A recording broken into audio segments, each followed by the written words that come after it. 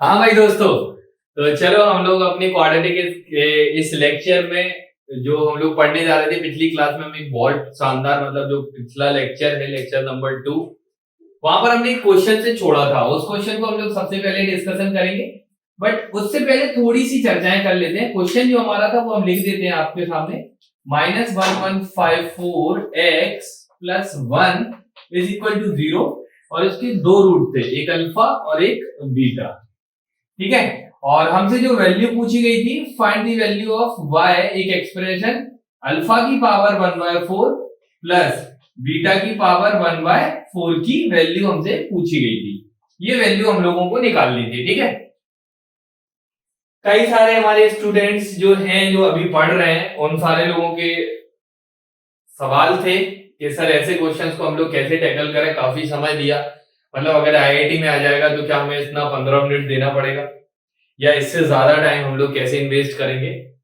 तो देखो यहां पर हम आपको एक ही चीज बोलना चाहेंगे कि श्रीधराचार्य जब आपने लगाया था, तो श्रीधराचार्य लगाया था तो वहां से दो इंपॉर्टेंट रिजल्ट हमने आपके सामने लिखने जा रहे हैं कि sum of the root is equal to minus B upon minus, जैसे अगर भी कोई क्वाड्रेटिक होती है हमारे पास में, ax square plus bx plus c is equal to 0 और इसके दो रूट होंगे अल्फा और बीटा। रूट का हिंदी में हम लोग मूल बोलते हैं। अगर कोई हिंदी माध्यम का छात्र ये देख रहा है तो उसको मूल बोलेंगे। तो this is ax square plus bx plus c equal to 0। इसके दो रूट हैं alpha plus b, alpha and beta. तो अल्फा प्लस बीटा की जो वैल्यू होगी वो माइनस बी बाई ए हो गई and product of the root is equal to जो होता है वो सी बाई ए। टेंशन लेने वाली बात नहीं है, लड़ने झगड़ने वाली बात नहीं है, बड़े आराम से अगर कहीं आपको पता होगा तो जो रूट होते हैं हमारे वो श्रीधराचार्य से। एक रूट होता है minus b plus minus b square minus 4ac upon 2a, एक प्लस के साथ लिख दो। और दूसरा रूट जो आपका है beta, that is equal to minus b minus root over b square minus 4ac divided by 2a।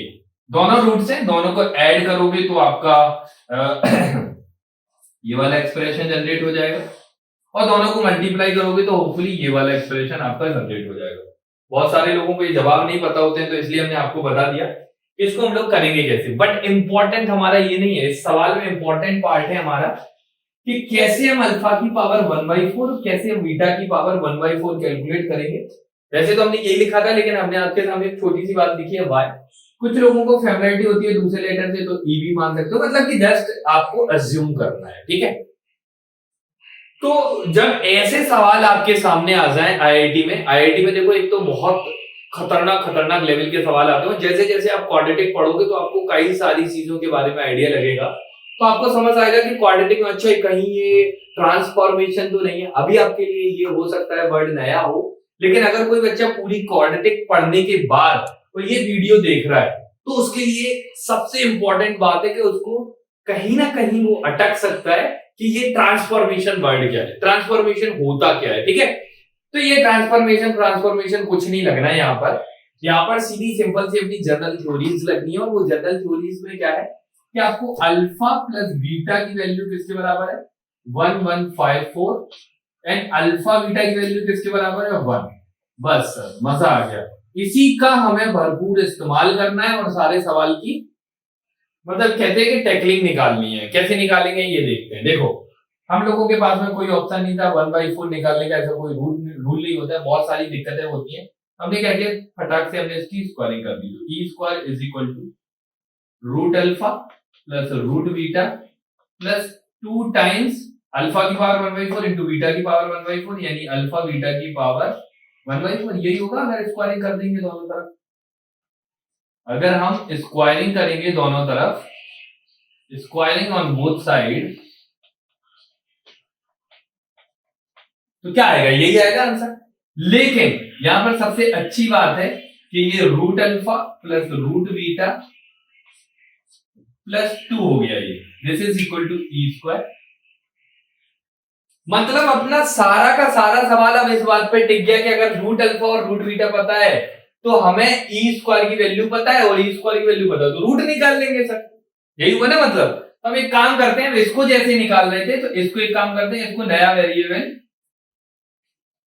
y मान लेते हैं। तो y इज इक्वल टू कितना हो गया, इसको y मत मान लो, इसको e मान लिया।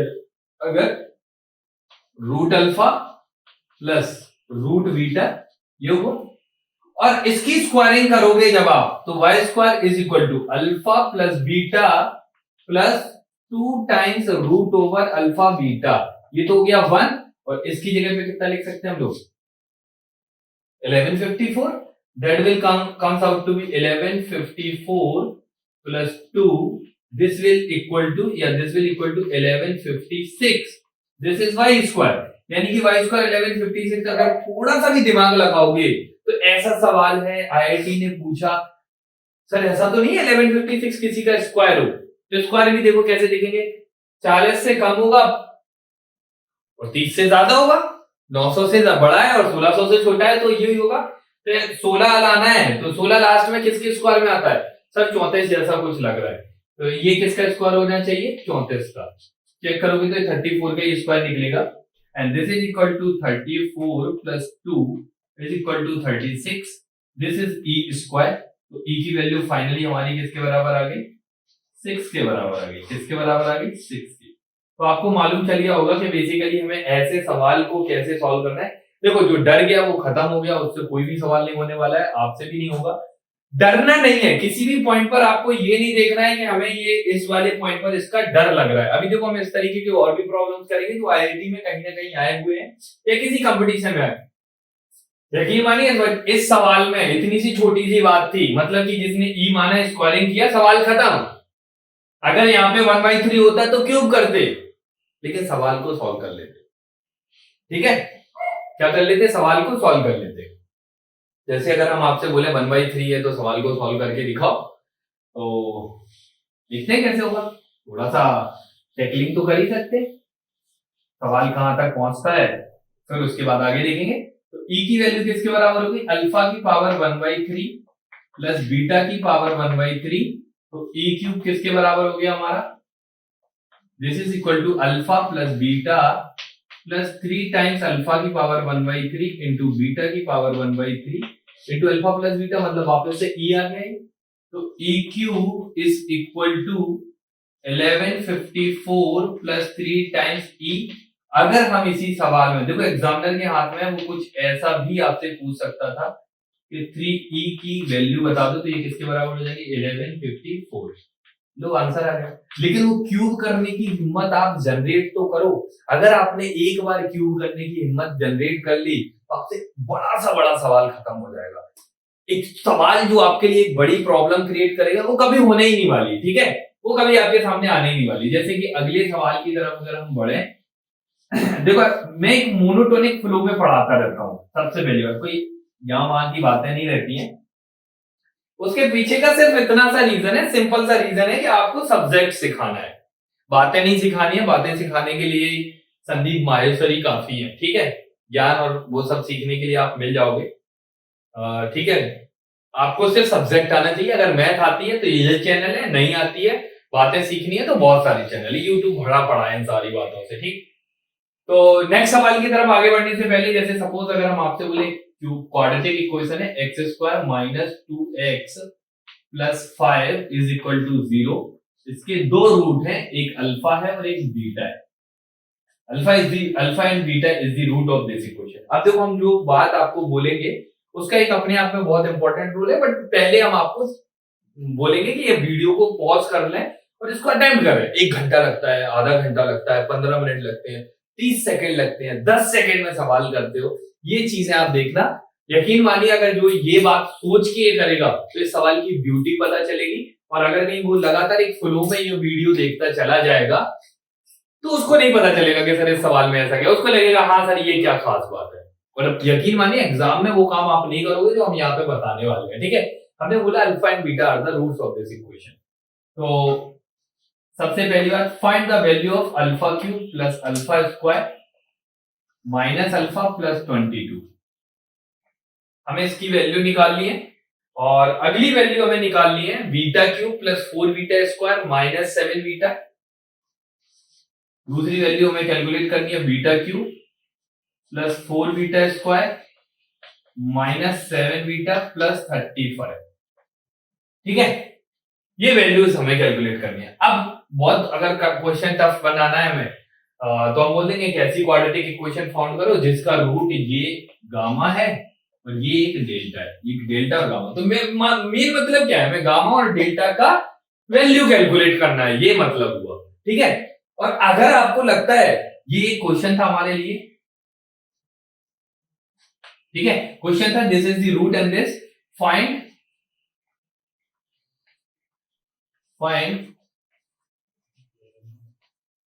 the value of the following expression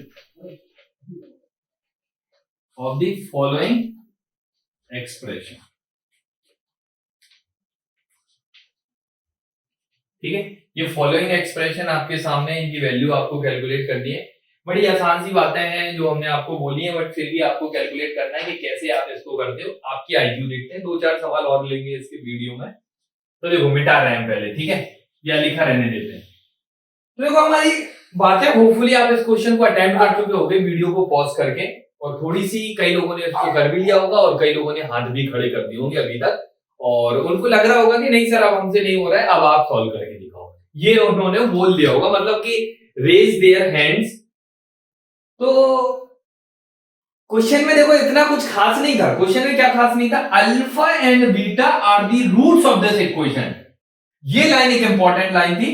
तो आप कह सकते हो अगर ये इसके रूट्स हैं तो they will satisfy this equation, ये इसको सेटिस्फाई भी करेंगे। तो ठीक है, सेटिस्फाई करवा दो, alpha square minus 2 alpha plus 5 is equal to 0, मतलब कि इसकी वैल्यू किसके बराबर है, 0 के बराबर। हो गया सर आपका काम, कैसे, alpha square is equal to 2 alpha minus 5 हो जाएगा, इन दोनों को उठा के उधर की तरफ पटक दो, ठीक आ जाएगा, इसमें अल्फा से मल्टीप्लाई करो, तो alpha cube is equal to 2 alpha square minus 5 alpha. Alpha square की वैल्यू यहां पे सब्स्टिट्यूट कर दो, देखो बहुत खतरनाक बात लिख रहे हैं, 2 अल्फा माइनस 5 अल्फा, तो ये 4 अल्फा दिस, तो माइनस अल्फा माइनस 10। तो हो गया कहानी आपकी खत्म, क्योंकि अल्फा क्यूब यहां से देखो, अल्फा क्यूब की जगह पे हम क्या लिख सकते हैं, minus alpha minus 10, alpha square की जगह पे कितना लिख सकते हैं, 2 अल्फा माइनस 5 और माइनस अल्फा प्लस 22। तो देखो एक अल्फा माइनस का 2 अल्फा के साथ में खचा, minus 15, minus 10 minus 5 minus 15 plus 22, ये वैल्यू किसके बराबर आ गई, 7 के बराबर। अगर आपने क्वेश्चन अटेम्प्ट किया होगा तो आपको इसकी ब्यूटी पता चली होगी कि 7 पेज भर गए हैं सर, अभी तक आंसर नहीं आया हमारा। सिर्फ कितनी सी बात से क्वेश्चन खत्म किया, alpha and beta are the roots of this equation, यानी कि अल्फा इसको सेटिस्फाई करेगा और बीटा भी सिमिलरली इसी इक्वेशन को सेटिस्फाई करेगा। तो ऐसे बीटा क्यूब निकालना है, बीटा स्क्वायर सब्स्टिट्यूट करना है, बीटा की वैल्यू सब्स्टिट्यूट करनी है, रख के दिखाएंगे अभी। बट आपको पता चला कि ये कितनी छोटी सी बात है, क्लास 10th में भी लोगों को पता होता है कि अगर किसी क्वाड्रेटिक या किसी भी पॉलिनोमियल के ये एक रूट है, रिमाइंडर थ्योरम पता होगी शायद आपको, तो रिमाइंडर थ्योरम के अकॉर्डिंग आपको मालूम होगा कि किसी भी क्वाड्रेटिक इक्वेशन का अगर ये रूट है तो रूट होने की वजह से क्या होगा कि वो इसका रूट है तो इसको संतुष्ट करेगा, सेटिस्फाई करेगा। जो बोल लो, हिंदी मीडियम वाले संतुष्ट कराते हैं, इंग्लिश वाले सेटिस्फाई कराते हैं। जैसे किया ये इक्वेशन मिली, अब alpha is not a zero, alpha 0 इसका रूट नहीं है, तो अल्फा 0 नहीं है, तो अल्फा से मल्टीप्लाई कर सकते हैं, किसी भी नॉन जीरो नंबर से किसी इक्वेशन को मल्टीप्लाई कर सकते हैं। इक्वेशन की वैल्यू में कोई बदलाव या कोई भी किसी प्रकार का चेंजमेंट नहीं होता है। जैसे किया तो हमें क्यूब की बात आ गई। अब कई बार क्या होता है, यहाँ पे अल्फा की पावर 5 आएगा तो अल्फा की पावर 2 से मल्टीप्लाई कर देंगे। कई लोग इसको ऐसे सोचते हैं क्यूब है सर, क्या करें यहाँ पर, क्या करें, अल्फा निकाल के क्यूब कर देंगे तो आंसर आ जाए। अननेसेसरी आप उलझ जाओगे, क्योंकि इसके जो रूट्स हैं, यहां पर आईआईटी एक ऐसी इक्वेशन लिख के देगी जिसके रूट्स प्यारे नहीं आ रहे होंगे, प्यारे इन द सेंस इंटीजर नहीं आ रहे होंगे, आ रहे होंगे बहुत धराचार से, मतलब साइड टाइप का मिक्स, रियल एंड उसमें रेशनल पार्ट भी होगा, रेशनल पार्ट भी होगा, हो सकता है वो कॉम्प्लेक्स रूट आ रहे हो, इसके देखो रूट्स जो है कॉम्प्लेक्स हैं, तो कुछ ऐसे रूट्स फंस रहे होंगे कि आपको परेशानी होगी। और जब आप कॉम्प्लेक्स नंबर सीख लेते हैं ना तो और ज्यादा अपने आप को स्टड समझते, अच्छा एक रूट कॉम्प्लेक्स होगा, दूसरा उसका कॉन्जुगेट होगा, हम उसका nth रूट वगैरह करके चले जाएंगे सर, हम आंसर निकालेंगे। 7-8 पेज भरेंगे, हो जाएगा, लेकिन कम से कम 7-8 पेज भर जाएंगे और आपका हो जाएगा। लेकिन अभी इस तरीके से आप समझ गए होंगे कि बड़े छोटे से में ही हो गया सर। और दूसरा क्वेश्चन में तो पेन ही नहीं चलाना है। क्यों नहीं चलाना है? क्योंकि पहले और दूसरे में क्या फर्क है? जैसे alpha cube minus alpha minus 10 आया, तो बीटा क्यूब सिमिलरली अल्फा को बीटा से रिप्लेस कर दो, तो माइनस बीटा माइनस 10 हो जाएगा। यहाँ पे सब्स्टिट्यूट करोगे तो minus beta minus 10 plus 4 times 2 beta minus 5 minus 7 beta plus 35। तो देखो 4 दूनी 8, 8 में से 1 गया तो कितना बचा? 7 बीटा प्लस के हो गया minus 10 minus 20 minus 30 plus 35 minus 7 beta. कुछ डेटा इस तरीके से एडजस्ट किया जाएगा कि इसकी आंसर कितनी होगी? 5। पहला रूट कितना आया था? 7, मतलब पहली वैल्यू। तो एक ऐसी क्वाड्रेटिक हमने पूछ दी जिसके रूट 7 और 5 है। सर बाएं हाथ का काम है। अब कैसे? तब तो हमारा आंसर आ ही गया। समझ गए ना? तो एक और क्वेश्चन लेंगे इसी में, और उसके बाद में फिर हम लोग नेक्स्ट टॉपिक पर जंप करेंगे। जैसे आपने बोला कि उस वो क्वाड्रेटिक लिखो, तो x square minus sum of the root यानी कि 12x plus 35 is equal to 0। यानी कि ये वो क्वाड्रेटिक है जो उन दोनों रूटों से मिलके बनी है। इसके रूट क्या होंगे? Alpha cube plus alpha square minus alpha plus 22, और एक रूट इसका क्या होगा? Beta cube plus 4 beta square minus 7 beta plus 35। यानी कि एक रूट स्क्वाड्रेटिक का ये हुआ और एक रूट स्क्वाड्रेटिक का ये हुआ। सिंप्लीफिकेशन के बाद में हमने इतनी सी बातें दर्ज की है जो आपके सामने हमने लिख रखी है। अब आते हैं अपनी अगली क्वेश्चन पर और अगले सवाल पर कह सकते हो सॉर्ट ऑफ। ये सवाल जो है वो आईआईटी 2011 का सवाल है। वैसे तो सभी को पता होगा, लेकिन ब्यूटी बताना चाहते हैं। X square minus 6x minus 2 is equal to 0। इसके दो रूट हैं, और ध्यान रखना आईआईटी जो भी क्वाड्रेटिक देगी बड़ी सिंपल सी दिख रही होगी, लेकिन उसके रूट्स बड़े खतरनाक होंगे, मतलब प्यारे नहीं होंगे, थोड़े से अजीब के टाइप के, टेढ़े टाइप के रूट्स होंगे। ठीक है, ये है late an defined something like this: an is equal to alpha की पावर n minus beta की power n. If let this, then find a10 minus 2a8 divided by a9 is equal to। इस question की शक्ल देख के ही लोगों का दिमाग आधा बंद हो गया था, और जो वो बहुत ज्यादा इंटरेक्टिव या सीखने के लिए या जो हमने बात बोली है वो उस चीज को अप्लाई करना जानते हैं, तो उनके लिए बाएं हाथ का काम था। क्योंकि जैसे ही उन्होंने ये देखा तो उनके लिए देखो कितनी सरल बात थी। उन्होंने बोला अल्फा रूट है, अच्छा सर अल्फा रूट है तो बना रहने दो, ये दिस इज इक्वल टू 0 होगा कि नहीं? तो alpha square minus 2 is equal to 6 alpha. उन्होंने बोला एक काम करो सर, हमें ऐसा लग रहा है a10 का मतलब क्या हुआ? अल्फा की पावर 10 माइनस बीटा की पावर 10। तो 10 चाहिए, कैसे आएगा? इसमें अल्फा की पावर 8 से मल्टीप्लाई करो, करके देखा जस्ट। तो अल्फा की पावर 10 माइनस 2 अल्फा की power 8 is equal to 6 alpha की power 9। This is equation number 1। Similarly ऐसे ही इसमें बीटा की इक्वेशन मिलेगी। बीटा की पावर 10 माइनस 2 टाइम्स बीटा की power 8 is equal to 6 times beta की power 9। This is equation number 2। 1 और 2 को जब सब्ट्रैक्ट करोगे तो अल्फा की पावर 10 माइनस बीटा की पावर 10 क्या हो जाएगा? a10 माइनस ये कितना हो जाएगा? 2 कॉमन आके 2 times a8 is equal to, इसमें से 6 कॉमन आके क्या आ जाएगा? 6 टाइम्स a9। और जैसे ये इक्वेशन दिखती है आपको, अपने आप हंसते और बोल देते हो आंसर 6 है सर। क्यों? क्योंकि a9 से डिवाइड कर दो। समझ गए?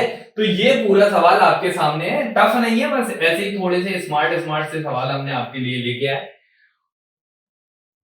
तो आपको बेसिकली ये पता रहना चाहिए कि आप कैसे इन सारी चीजों को टैकल कर रहे हैं और कैसे इन सारी चीजों को हैंडल आउट कर रहे हैं। ठीक है, तो चलो आगे बढ़ते हैं इसी के साथ में एक नई चीज के साथ।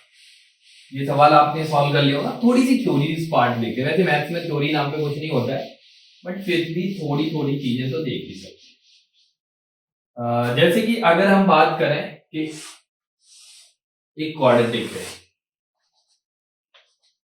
सबसे पहली बात तो इस क्वाड्रेटिक ग्राफ को देख के सबसे पहला कमेंट जाता है कि सर इसका a लेस देन 0 होना चाहिए, b ग्रेटर देन 0 होना चाहिए and product of the root क्या होना चाहिए, प्रोडक्ट ऑफ द रूट क्या होना चाहिए, बोलो जल्दी से, सर लेस देन 0 होना चाहिए। और क्या कमेंट कर सकते हैं इस ग्राफ के बारे में, अगर कहीं ये graph y is equal to A X square plus B X plus C का है और इसी को अगर हम एफ एक्स बोल दे रहे हैं तो इस हिसाब से हमारा एफ ऑफ 0 जो है वो पॉजिटिव आना चाहिए। That is also the condition of कि एफ ऑफ 0 का मतलब है पॉजिटिव। अब देखो p किधर है, कई सारे लोग बोल सकते हैं p जो होता है वो माइनस बी अपॉन 2a पर होता है इसलिए ये पॉजिटिव होना चाहिए। मतलब ये सारी बातें तो आपको कर ही सकते हो, बट जो इंपॉर्टेंट क्राइटेरिया है वो हमने इस ग्राफ को देख के लिख दिए, क्योंकि मान लो यही बोल दिया comment on the following graph और 4 ऑप्शन ये बता दिए। अगर आपको बेसिक पता होगा जिसमें से सबसे ज्यादा इंपॉर्टेंट है वो प्रोडक्ट ऑफ द रूट है, क्योंकि एक रूट यहाँ पर है और एक रूट यहाँ पर है, definitely you can say that the product of the root of this quadratic equation is always less than 0 इस क्वाड्रेटिक के पॉइंट ऑफ व्यू से। इस क्वाड्रेटिक के पॉइंट ऑफ व्यू से if you think and watch closely and one more thing is that कि आपको ये जो वर्टेक्स है इसको बोलते हैं हम लोग वर्टेक्स ऑफ द पैराबोला, इसको क्या बोलते हैं हम लोग, वर्टेक्स ऑफ अ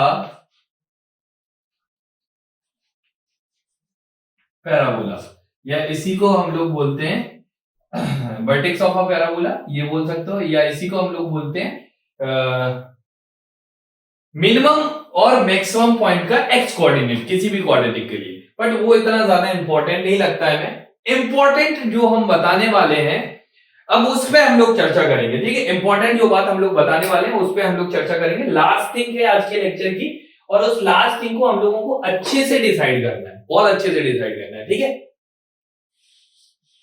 आईआईटी उस पर अभी तक सवाल नहीं पूछी है, लेकिन हो सकता है वो आपसे सवाल पूछ ले, जैसे कि उसने लैंग्वेज दी। If a quadratic equation, language है if a quadratic has no real solution, y equal to हमने क्या लिया, y equal to A X square plus B X plus C. उसने बोल दिया नो रियल सोल्यूशन है और ये क्वाड्रेटिक दे दी there is no idea about ABC. ABC उसने बस इतना बोल दिया कि एबीसी जो भी होंगे बेटा वो रियल होंगे, इतना हमें मालूम है और कुछ भी नहीं मालूम है, और ये क्वेश्चन हमने फ्रेम कर दिया। You have to calculate c into a minus b plus c is less than 0. This is true or false. आपको ट्रू या फॉल्स बताना है कि क्या होने वाला है। कंफर्म आपको बस ये एक लैंग्वेज है, इस क्वेश्चन को देख लो। और वैसे तो बताने का मूड था हमारा इसको सॉल्व करने का, बट ठीक है, this is the open question, आपको सॉल्व करना है, चीटिंग नहीं करनी है, होमवर्क है ये आपके लिए। अगेन इस पे फिर हम लोग पूरी थ्योरी करेंगे और एक नई चीज लेके आएंगे इसी के साथ में। तो आज के वीडियो में हमने 3-4 सवाल देखे और ये देखा है। कल थोड़ी सी वीडियो की लेंथ हम बढ़ा करेंगे, 1 घंटे का लेक्चर होगा वो, पेशेंसफुली उस पूरे को देखना। उसमें क्वाड्रेटिक के बहुत ही इंपॉर्टेंट कॉन्सेप्ट होंगे जो हो सकता है कि आपसे मिस हो जाए टाइम के साथ। Time being it may be possible कि आपसे हो जाए, बट इस क्वेश्चन को एक बार करना और कंप्लीटली जस्टिफिकेशन हमें चाहिए। कमेंट में क्या चाहिए हमें, कंप्लीट जस्टिफिकेशन चाहिए। जिन लोगों को जो हमारे एक्स स्टूडेंट्स है, मतलब जिन्हें हमने पढ़ाया उन्हें पता होगा इस बारे में, कंप्लीट जस्टिफिकेशन चाहिए। कोई तुक्का नहीं मारना है कि सर हाँ ये ट्रू होगा सर। क्यों सर, बस इंटरनल फीलिंग गट्स आ रहा है, मतलब कि इमोशनली आपको क्वेश्चन का जवाब नहीं देना, because this is the maths, ठीक है। तो चलो मिलते हैं आप सभी लोगों से, प्रिपरेशन अच्छे से करते रहिएगा। नमस्कार।